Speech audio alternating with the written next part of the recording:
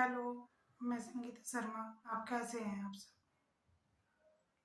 मैं स्वागत करती हूँ आपका अपने ब्लॉग में। आज मैं किसी टॉपिक पे नहीं, वैसे ही एक अपने बारे में कुछ बताना चाहूँगी कि एक चीज़ होती है, मैं शेयर कर लूँ आप लोगों से। हम जब हमारे घर में किसी की डेथ या कोई इतना बड़ा दुख आ जाता है कि हम उसमें इतने दुखी हो जाते हैं, बहुत ज़्यादा दुखी हो जाते हैं, और हमसे जुड़े हुए लोग भी बहुत ज़्यादा परेशान होते हैं उससे। मैं ये कहना चाहूँगी कि दुख बहुत बड़ा होता है, और उस टाइम पे कोई अगर ज्ञान की बात या कोई समझाए तो समझ में भी नहीं आती है। लेकिन मैं आप बीती बता रही हूँ कि उस टाइम में आप अगर अपने आप को आपने संभाल लिया तो उससे बड़ा कोई और काम हो ही नहीं सकता। ये 2004 की बात है। मेरे पापा जी एक्सपायर हुए थे। उनकी मौत इतनी सडनली थी कि हम समझ ही नहीं पाए, और उसमें ना मैं किसी को ये कह रही हूँ कि भाई क्या हुआ, हर किसी का माइंड एक सा नहीं होता। तो उस टाइम पे शायद मैं अपने आप को नहीं संभाल पाई। मेरी 2 साल की उस टाइम बेटी थी, और मैं डिप्रेशन में आ गई। डिप्रेशन में इतने थी कि डीप डिप्रेशन में मुझे चारों तरफ आवाज़ें सुनाई दे रही हैं, हर चीज़ रात भर क्या चिता सी जलती दिखाई। नेगेटिव इतने विचार थे कि मैं कुछ भी अपने घर को नहीं संभाल पा रही थी। अपनी मम्मी को तो मैंने देखा ही नहीं किसी तरीके से, और इतनी ज़्यादा डिप्रेशन में आ गई कि मेरे हर एक एक नस में दर्द होने लगा, और मैं दवाइयाँ खाने लगी। और एक दिन अचानक ऐसे ही बैठी थी कि मेरी यहाँ की ये सारी जो नसें थी एकदम ऐसे करके जकड़ गई, ब्लॉक हो गई, और मेरा सांस ऊपर जाके नीचे ही नहीं उतरा। मैंने ये बीमारी पहले कहीं नहीं देखी, कहीं भी नहीं देखी और ना सुनी थी।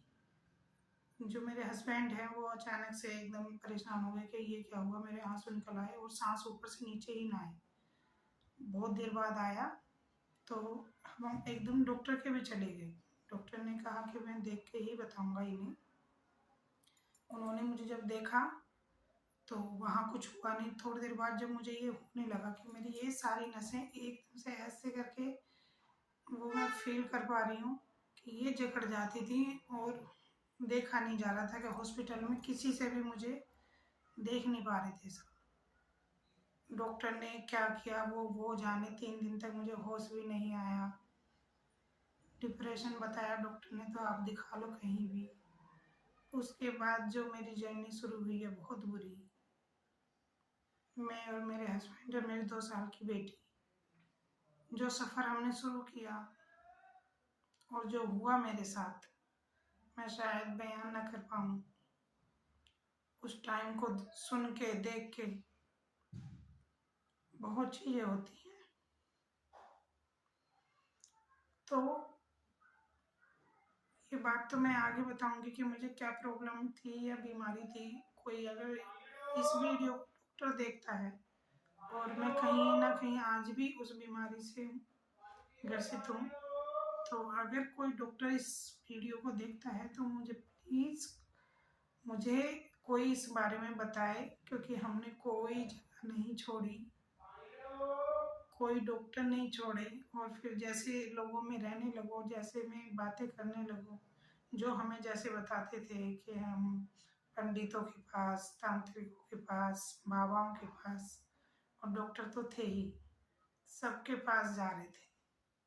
जहाँ मेरा इलाज हो सकता था सब करा रहे थे। इतना जो आर्थिक, इमोशनल, सब हम टूट चुके थे इस बारे में।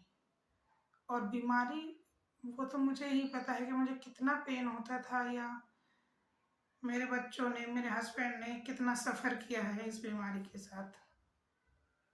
उसी बीच के बाद मेरा एक बेटा भी हुआ, और मैं अपने ही बच्चों को ढंग से ना प्यार कर पाती थी, और कभी मैंने अपने बच्चों के साथ ना टाइम व्यतीत किया है, क्योंकि बीमारी, मेरा बेटा मुझसे ही डर जाता था जब वो चीखें शुरू होती थी।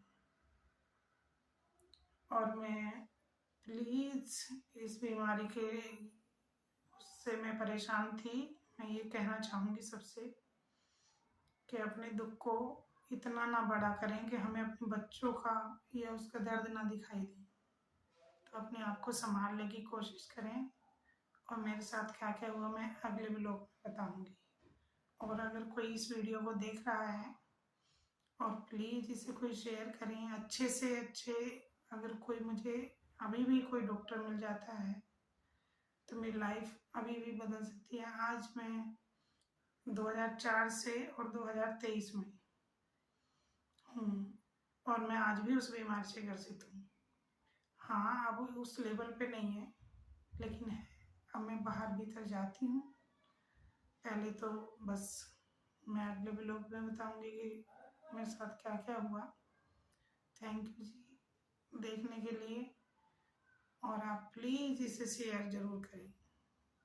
प्लीज़ अपने दुख को इतना बड़ा ना होने दें, अपने आप पे हावी ना होने दें कि सबकी दशा इस तरीके की हो जाए कि जो मेरे साथ हुआ। Thank you.